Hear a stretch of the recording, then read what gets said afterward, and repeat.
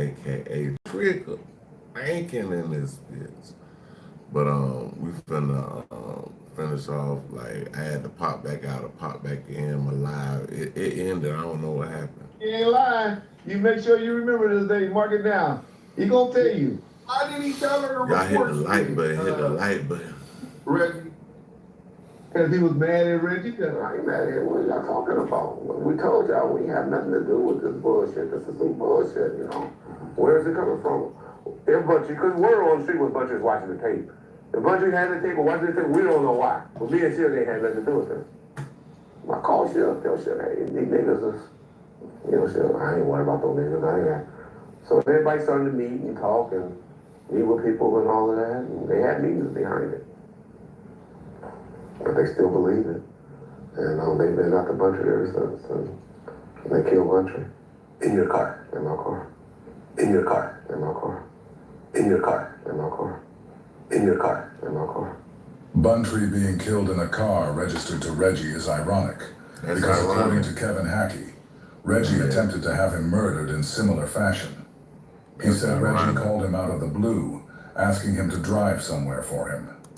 Kevin said he declined and told Reggie if he wanted him killed, then to stop being a coward and do it himself. Kevin also said Reggie told him that he had enough money and knew the right people, and that he could have him killed at any time. Reggie told me, you know, hey, it ain't giving time, you know, I have the money, I have the people, I can have you killed, it ain't giving time. Hackey says he told his FBI handlers, and according to these transcripts obtained by Fox 11, also told LAPD detectives a decade ago that Wright had threatened, I can have you killed at any given time. Did they try to somehow tie you into it, or since it is your car, Well, the stupid conspirators out there. I don't even want to say their names because people start giving them views or something. Yeah. But they're going to say, Reggie Wright Sr. was in the car. And he took off and ran. Where did that come from? Because they don't know. I think Frank Alexander. Now Reggie brings up Frank Alexander, another person who was murdered mysteriously. Yep. And another person who said they were afraid of Reggie Wright. Damn sure was. Reggie has been online telling everybody that Frank definitely was taken out of here mysteriously. They said they thought it was an S side. I think that's what they said, allegedly. That's what, but they said mysteriously, but we don't see. Frank Alexander killed himself. Yep. Ask yourself, He'd say, why does Reggie want people to believe that suicide was Frank's death? What happened to Frank Alexander? While I was looking for Michael, Okay, let me just answer that question right quick. What did Debbie tell you happened to Frank Alexander? that he was shot in the head. And he was shot in the head? Yep. Not that he shot himself in the head? That is correct. So she said he was shot in the head, not that he shot himself. But you have to understand, this woman's coming to me and talking to me. No, answer the question, how did she say it, that he was shot in the head? Yes, that's how she said it. That don't make sense. Oh, I think that makes sense. I was told that Frank was shot in the back of the head. That's why it's a cold case. It's not closed. Frank was so afraid of Reggie that he began recording all of his phone calls with him. man, all the damn commercials, bro. I found myself where I needed to finish my education. I chose Purdue Global because the faculty under.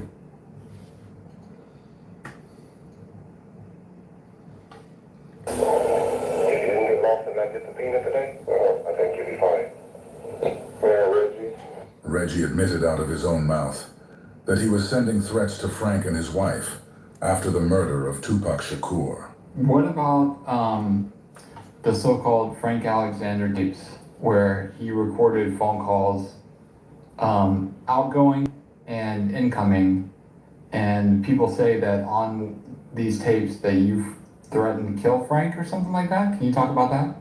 No. I mean, they don't know me. Y'all should know how I talk if y'all been listening to me. All I just said, what you gonna do, man? You need to come to court, testify. All I just said, what you gonna do, man? You need to come to court, testify. You get lost in that subpoena today? Reggie didn't tell him he needed to come to court and testify. You just heard him tell Frank if he doesn't get subpoenaed to court, he would be fine.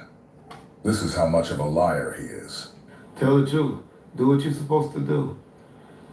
All I said that, y'all call it a threat. And that's me being funny, throwing a jab at you. Where you and your little white bunny gonna hide? That's a threat? I said, well, what you think? You and your little white bunny gonna go somewhere and hide or something like that? Or what y'all gonna do? I forget exactly what was said. That's just me talking shit, throwing a jab, how I talk. That's how I talk, that's who I am. All of y'all think y'all know me and know this and know all of this and y'all know Reggie and Reggie's a square and a buster and all of that. It's because you don't really know me. Y'all know what I perpetrate or put out on that particular day. But you don't really know me. You don't. So you don't know what I'm capable of doing or not doing. Not only did Reggie admit to threatening Frank, he also admits that he instructed Frank to lie about the event leading up to Pac's death. All right, can we talk about the situation that landed Suge in jail, which was the videotape of the Orlando and Tupac fight? Before, like after that happened, you had always said that your one lie was that you told Frank and you told others to state that Orlando had tried to get Tupac's chain. Can you explain why you wanted that narrative push? Hey, y'all hit that like button. Well, I tell others. I just told Frank. Frank was the only one there with him that was still alive. But people always say, yeah, Reggie, Frank lied and tell the story.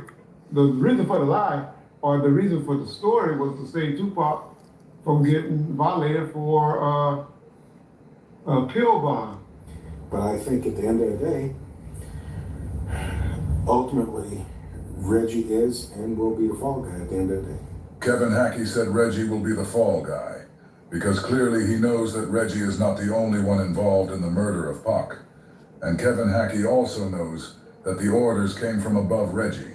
It's just like the lawsuit Marion Knight has against Dr. Dre. He blames Dre for attempting to have him killed at the One Oak nightclub, but he also names Universal. This call is being recorded. It's your understanding based on the evidence that Dr. Dre told the two guys that met you at the burger spot to kill you. Dre came to them first and asked the two guys how much it costs to get rid of me. And they said, what you mean by get rid of him? And they said, kill him. He gave guys 20 grand and even more in cash to kill me. It was a murder for hire case. Suge Knight, in several prison interviews since being locked up, has claimed he believes there was a plot against him by Dr. Dre and Universal Pictures, which had caused the incident which had him put away for 28 years. 5 months after the One Oak shooting, Suge Knight claimed Dr. Dre and Universal Pictures allegedly put out a second hit on his life. Former head of security Dog in 2023, who knew details about the case and claims Universal Pictures and the district attorney's office had allegedly worked towards putting Suge Knight in prison. When that case is all said and done, Dre will be the fall guy, not Universal, just like Reggie will be the fall guy and not Jimmy Iovine.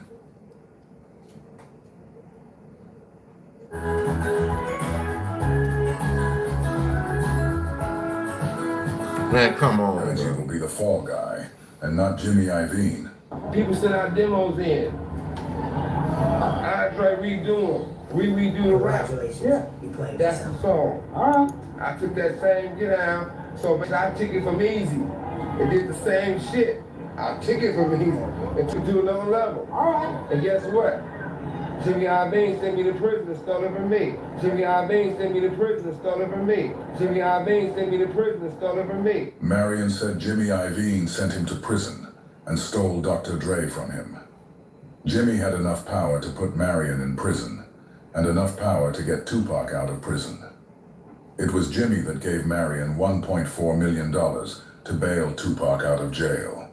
And he allowed Marion to take all the credit for it. It's for Tupac, who was bailed out of prison in October of 1995 from an appeal by Death Row's criminal defense attorney David Kenner. Artist Delray Richardson showed paperwork on a YouTube channel, Art of Dialogue, which showed how Tupac was not actually signed to Death Row Records and had his Interscope contract updated to a 3-album fulfillment under Death Row. Suge Knight got $1.4 million from Interscope, which was used to bail Tupac out of prison, with him then making music with Death Row Records under the updated contract agreement. The $1.4 million from Interscope came from Tupac's 1994 Me Against the World album, which was distributed by Interscope, meaning Tupac bailed himself out of prison, making it look as if it was Death Row. His bail was initially refused, which caused an appeal to be filed by Death Row criminal defense attorney David Kenner, as Interscope was not providing help from not wanting their brand associated with the charge which Tupac was in prison for. Tupac's wife at the time, Keisha Morris, called Suge Knight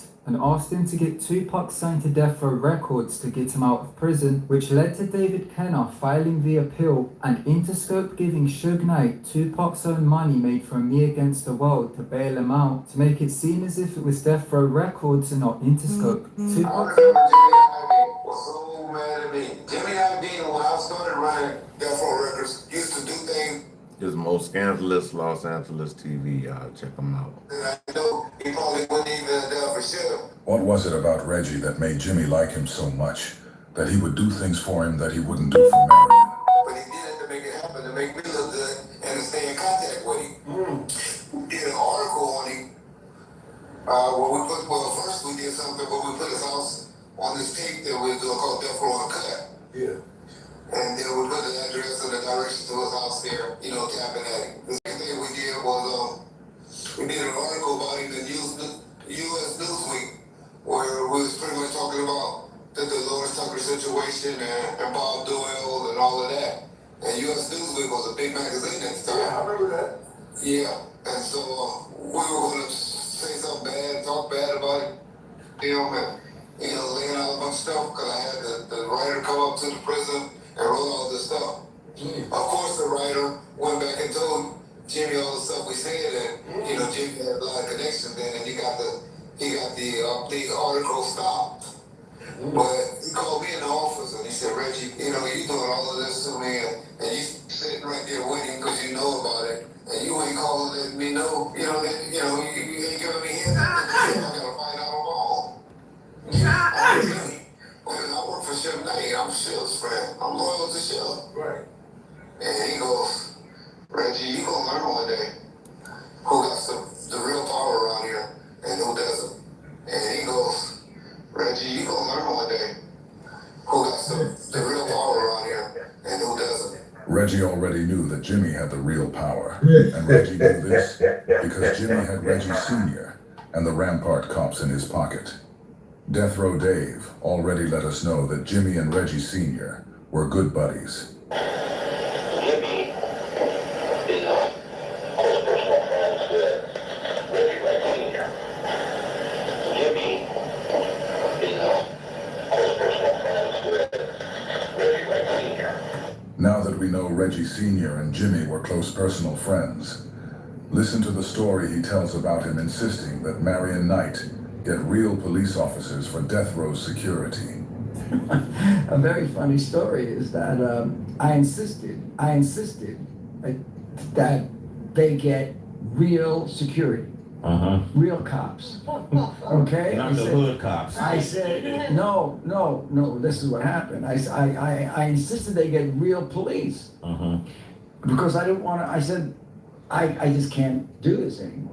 This is crazy. I come to the studio and there's all these guys and it doesn't feel like, Jimmy said he insisted that they get real police because he comes around the studio and it doesn't feel like. Then he didn't finish it. So according to Jimmy, there is no right-way security at Death Row yet. And he came to Marion telling him to get real cops there. This shows you Jimmy's hand in getting Tupac out of jail, and his hand in getting police officers and undercover FBI agents around him. So, next time I go, there's real police. Next time I go, there's real police. Next time I go, there's real police. Right? Way after it ends, I found out they were Rampart guys. I found out they were Rampart guys. Reg already knew that he worked in law enforcement. So anybody that get on the platform and say you're police, yes, I was. Period. Now motherfucker that worked at that road can deny that and say he wasn't. Nobody that or didn't know that. Women that was back in that era can't say they didn't know that. Wow, look at her. All these good choices, and it's not even 8 a.m. That's really gonna change the... Women that was back in that era can't say they didn't know that we had more than one police officer in that motherfucker. We had police officers and I'm robbing banks and shit. No, you didn't. We had police officers and I'm robbing banks and shit. We had police officers and I'm robbing banks and shit. We had police officers and I'm robbing banks and shit. No, you didn't. We ain't never been done no motherfucker in our life. There is put the nail in Reggie. Reggie has insisted that he and his father don't know who any of the Rampart cops are. Reggie claimed that he doesn't know Rafael Perez or David Mack, who have both been implicated in the killing of Christopher Wallace. Now, Jimmy just said he found out that the cops working for Death Row Security were Rampart guys, and Reggie Wright Jr. is the owner of that company. Oh, yeah. I mean, I had no idea. How am I supposed to know? I had no idea. How am I supposed to know? You know. Yeah. And by the way, I'm not saying I'm innocent or guilty. I'm just saying that it happened. Jimmy did this because, just like Kevin Hackey said, Reggie would be the fall guy at the end of the day. What people have to understand is that before Jimmy did this interview letting us know that he insisted that Marion get real police officers, Reggie Wright Sr. had already went on Vlad TV and told everyone that he contacted Marion Knight because there was a rumor that some of the guys in his inner circle planned on kidnapping and robbing him. Now, you went up with Suge at one point and said that some Mob Piru guys were gonna like kidnap him or rob him or something? Well, I had gotten some information, that some of the mob guys that he was, trying to hire or work with him in Death Row were going to eventually kidnap him and rob him. So I had gotten that information, and by, knowing the guy, knowing he wasn't no hard guy, I wanted him to be aware so he can watch his back. And I did meet up with him to more or less say, you need to watch who your guys are around you, because, if they don't feel as though they gonna get enough money out of you, so they gonna rob you. That's what the word is. And that's when we met and we discussed that. And he took heed to it. Okay. He took heed because he offered me to be a security. And that's when I told him, half the guys that you run around with, I'm working cases on them. Okay. That's how that went. And is that when your son, Reggie Wright Jr., kind of stepped in and filled that role? Eventually, he got with Suge because, he grew up with Suge and stuff. And Reggie had started his business, security business, because he had retired from the police department because of injury, and he was setting up his security business. And then he and Suge finally talked, and then Suge hired him, as a security, and it went from there. After Jimmy did that interview, Reggie Sr. knew he had to change his story a little bit. That's what I can talk a lot about, because my son was part of that security and police thing when Death Row first started. Involved in all this stuff. But then once all this developed and he started Death Row and stuff, he had a group of the Mob Piru guys, or Lulu Park Piru guys, that Suge had to hire or had part of his entourage and stuff like that. I used to call them the gangster security. Okay? But then he, knowing it was getting a lot crazy in that, knowing he needed some police actual security. My son was a competent police officer at the time, but he got hurt in an accident. Him and Suge was tight. So he got with Suge, and my son was starting a security business on his own called Right Way Security. So he got with Suge, because Suge first contacted me through Reggie. Now, Reggie Sr. is saying that he was first contacted by Marion through his son Reggie. But on Vlad TV, he said he contacted Marion because there was a rumor that one of the mobs was going to kidnap him. Do you see the way Jimmy hung them out to dry? Just 3 days after the awards, Tupac and others attack an LA gang member in a hotel lobby after a Mike Tyson fight in Las Vegas. Believed to be in response to an earlier assault against someone affiliated with Death Row, the attack will land Death Row head Suge Knight in jail, and according to some police reports, lead to Tupac being shot less than 3 hours later. This is the footage of what happened to Orlando Anderson after he was jumped by Death Row. If you take a deeper look, you'll see police officers in plain clothes acting as spectators. Right here to the left of the screen, you see Reggie Wright Sr. holding his arms behind his back. Notice that no one else is standing with their arms behind their backs. That's just one of those special things that Reggie C. does.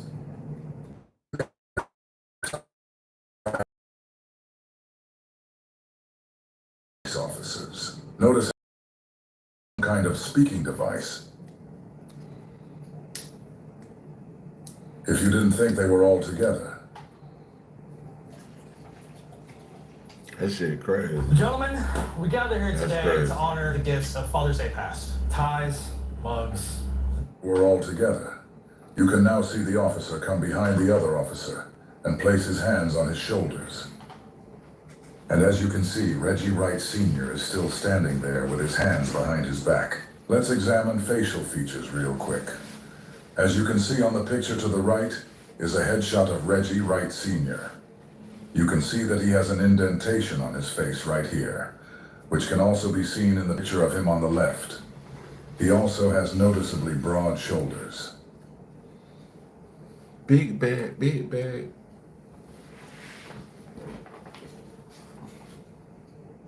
And now, as the Las Vegas police are talking to Orlando, a guy walks up in a white suit that also has broad shoulders, like Reggie Wright Sr. Notice the police officer that is now walking behind Reggie, watching everything that's going on. After he walks past, the Reggie look-alike follows behind him with Orlando. Somebody asked Reggie to show a picture of himself the night of the murder. If he had a white suit on, then there you go. After Russell Poole released this footage, Vlad the Vulture tried to help Reggie out. Also, there was a Harlem club owner named Zip Martin, who's in business with the Southside Crips and who splits his time between New York and LA. So one of the New York... As soon as Russell Poole dropped this footage, Vlad had some clout take it and say a guy from New York walked up to Orlando Anderson and was able to take him away from the police. The other day, I was watching a Vlad video with Reggie Wright Sr. in it, and surprisingly enough, he was doing the arms behind the back pose again. Black police officers being sanctioned by the filthy rich to kill any potential black messiahs. I would have to say David Kenner was the one that executed his final decisions and had a lot of input all the way up until he was incarcerated. And then he got depowered, and then he got depowered, and then he got depowered. And he was really starting to get depowered before he got incarcerated. And that's the reason that I really feel that he got incarcerated, because he will stop listening to David Kenner, who's been controlled by Howard Powers.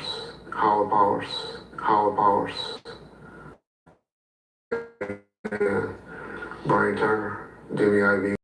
Turner, Jimmy Iovine, and Brian Turner, and the court system. Yeah. Okay, this was a massive operation.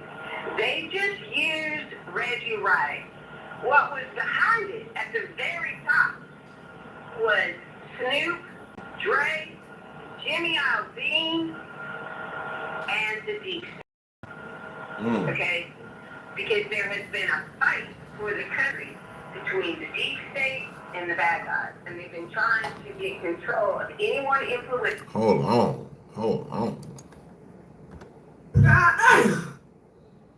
So any of the top black entertainers and the people who refused to sign off, like Whitney and Michael Jackson and Pop, they would just kill. So Reggie was just doing the work that people like Big Tanner and Snoop Dogg and Dre and Eileen were doing to make sure Suge's company was not successful. That's crazy. You need to go higher up. All this is alleged, though. We don't know if any of this is true. This is just a movie. This is a fallacy in our heads. Then Reggie. Reggie's just the fall guy. Damn. Not so fast, huh? Tell me it looks worse than it is. It looks worse I than... don't got premium. My bad.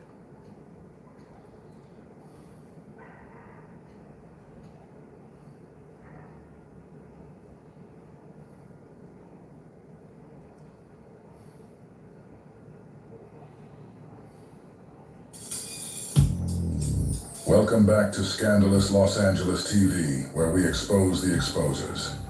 Well, guys, it looks like Reggie... We might have a little slowdown because it's a new video, but I'm using the Wi-Fi on my other phone, so forgive me, folks. Wright Jr. is back helping his protege CS2 back again. Right now, Keefe D is in jail for the murder of Tupac Shakur, and all Reggie needs now is for him to be convicted. Reggie is also a suspect in Tupac's murder, so if Keefe gets found guilty, Reggie can finally sleep comfortably at night again. This is why Reggie was so adamant when CS2 back said he was gonna bail Keefe D out of jail. Under absolutely no circumstances can Reggie allow that to happen.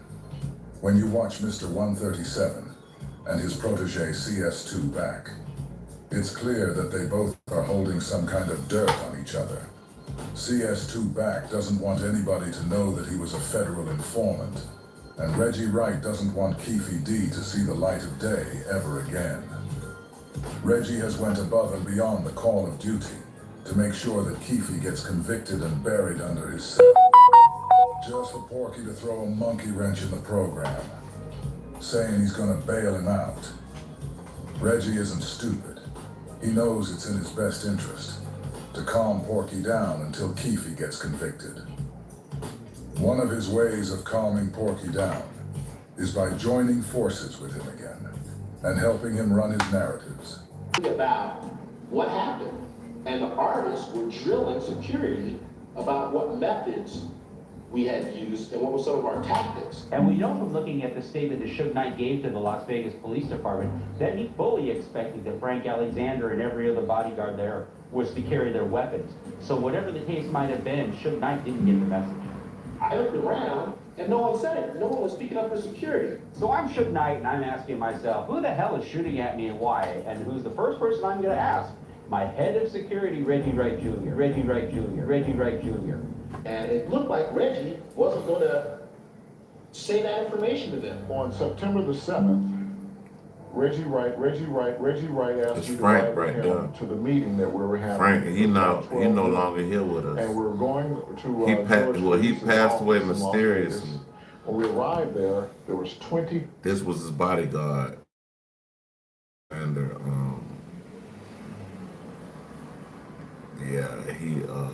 they say he passed away mysteriously. 3 other security personnel for Right Way Security at this meeting, along with the attorney and Reggie Wright. Which is another thing that's unusual. And one of the main issues and the main points were we were not to carry our weapons.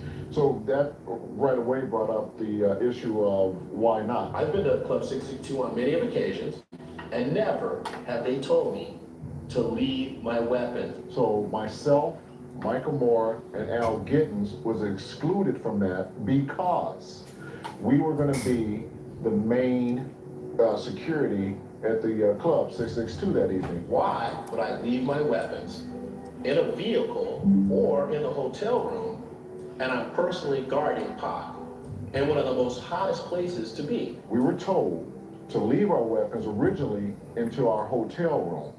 Okay, then we said, well, why would we leave them in the hotel room? There was going to be a lot of... And getting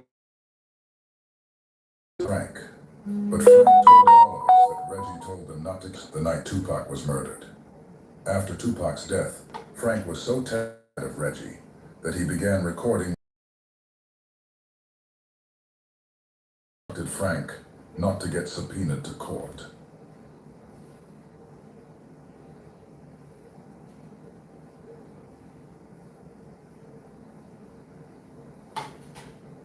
I didn't know how those or how helpful you could be. That's why we're trying to find out if you can be helpful or if you do. I gave a statement to Metro. Listen to what I'm saying. I gave a statement to Metro based on what you should ask me to do the night I went to the meeting at Shug's house. Okay? About the change of the statute. Well, I've already said that. Now, the very man in here says something different than that. That's jeopardized a lot. You know, that's perjury there. Okay, this stuff is already on record. I don't know what the FBI is talking about. Are they talking better about this method or talk to the FBI about it? They're watching the whole thing. But for me to be on a witness stand and then just be put out like that, well, that's what they're at. Yeah, I gave this statement to Metro already, Reggie. Okay, why can't you do that thing?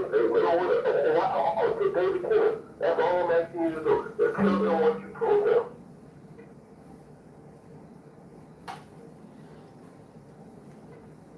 If you didn't get lost and not get subpoenaed today, I think you'll be fine. If you didn't get lost and not get subpoenaed today, I think you'll be fine. If you didn't get lost and not get subpoenaed today, I think you'll be fine. Reggie.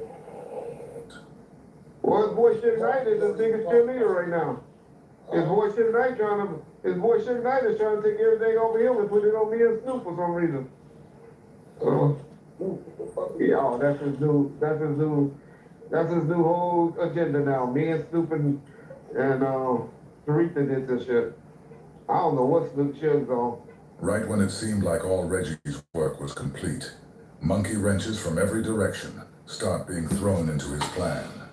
Now Suge is finally talking, and he's letting everybody know that Reggie and his ex-wife were involved in Tupac's murder. If that wasn't enough for Reggie to deal with, here comes his protege saying he's gonna bail out Keefe D. Is Snoopy? I don't even think Snoop went out there. He wasn't, but that's why he said because he wasn't out there, that's the whole, the conspiracy why he didn't go. Come on, bro. You know what? Let's keep it real, bro. Let's keep it all the way real. You know what I'm saying, Reg? Because I'm getting tired of hearing this shit. Snoop had a role to play in getting Tupac killed. CS2 back just said Pac wasn't fucking with Snoop. Hey, what's up? Which is exactly what's going what on? Suge explained to all of us. What you got going on? You chilling? Comment doesn't help Reggie distance himself from what yeah, I'm Suge just up saying. there, man. It's cool. It actually helps the people understand how. On live, just trying to get my hours up. That's it. I ain't doing shit. Just cool. Listening to scandalous, most scandalous Los Angeles TV. But it was killing me. But Snoop was like, hold on, don't fuck this up. I like the chopper. Fuck this up. Fuck this up. Fuck this up. Reggie isn't happy about this, y'all. That last week. Snoop like that, LP like that, and you know what it The last day of school? Them kind of personally, he felt Oh, like I don't know, bro. I don't know.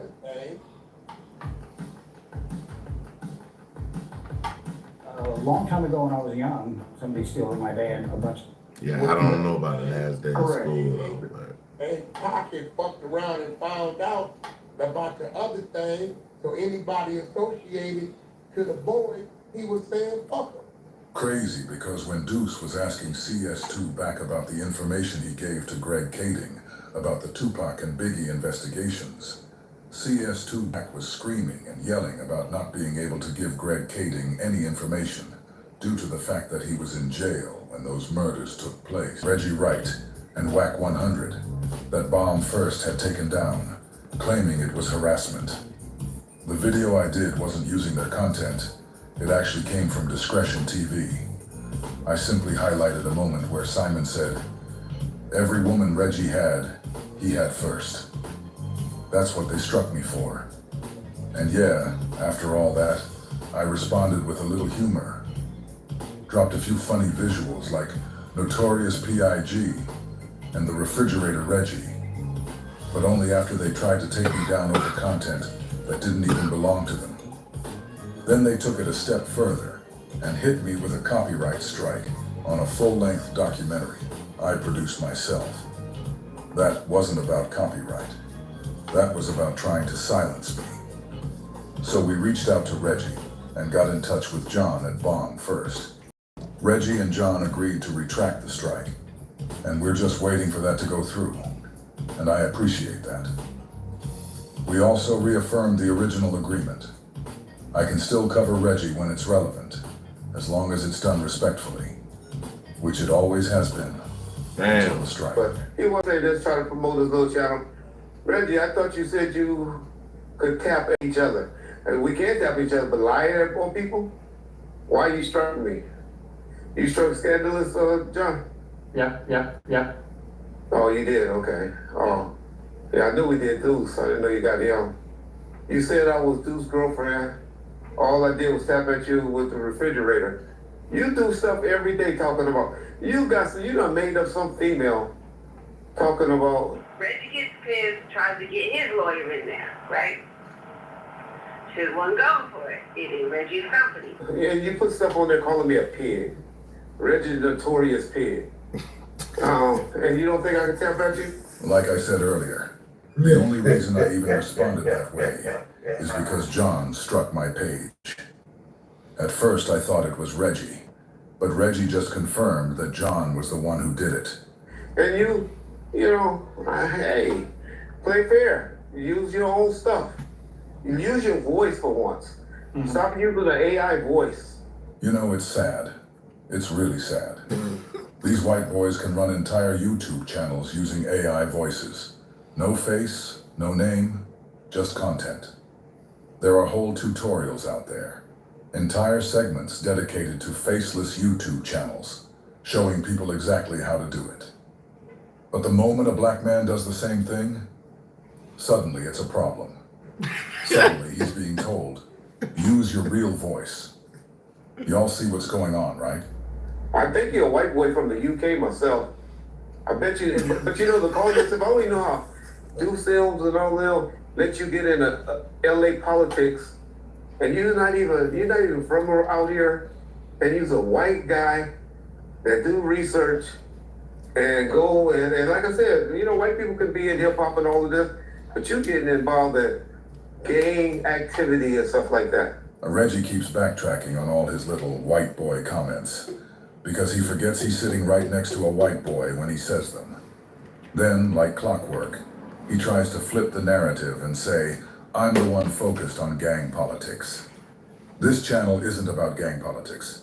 This channel is about exposing the exposers, and that includes everyone CS2 back brings along with him, Reggie included. Now Reggie wants to act like a white man being involved in gang politics is some kind of issue. But the guy he's always sitting next to, the white skater from Georgia, is knee-deep in it.